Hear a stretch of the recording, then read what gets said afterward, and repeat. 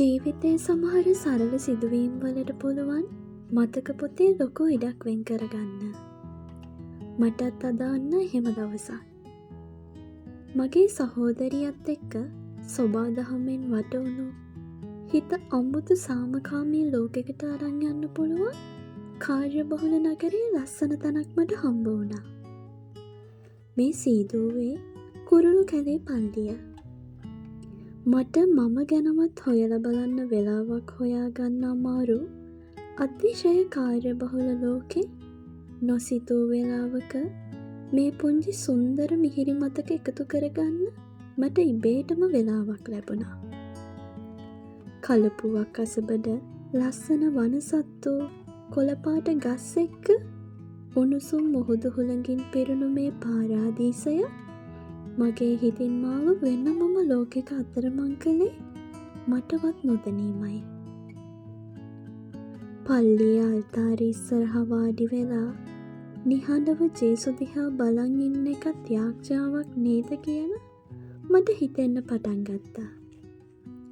ජීවිතේ හැම කෝණයක් දිහාම සරලව බලන්න පටන් ගත්තොත් ප්‍රශ්න කියන්නේ නිකම්ම නිකන් වචනයක් විතරයි කියලා මට මේ කාර්යබහුල නගරේ මේ නිස්කලංක පරිසරය කියා දුන්නා.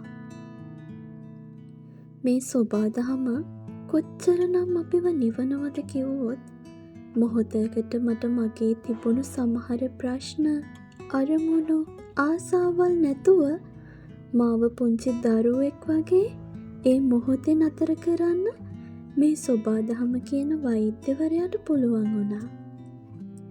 ජීවිතේ කතා කරන්න දේවල් ගොඩක් තිබුණත් ඒ දේවල් නැවත දවසක ඔයාලත් එක්ක බෙදාගන්න බලාගෙන මම අදට ගිහින් එන්නම්. වෙහෙසකර ජීවිතෙන් ටිකක් ඈත් වෙලා සරල වෙන්න මගෙත් එක්ක එකතු වෙන්න. සබ්ස්ක්‍රයිබ් කරලා ඔයා මේ අත්දැකීමට කැමති නම් වීඩියෝ එකට ලයික් එකක් දාන්න.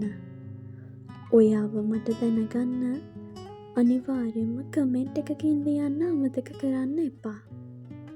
එහෙනම් මම ගිහින් එන්නම්. සුබ දවසක්.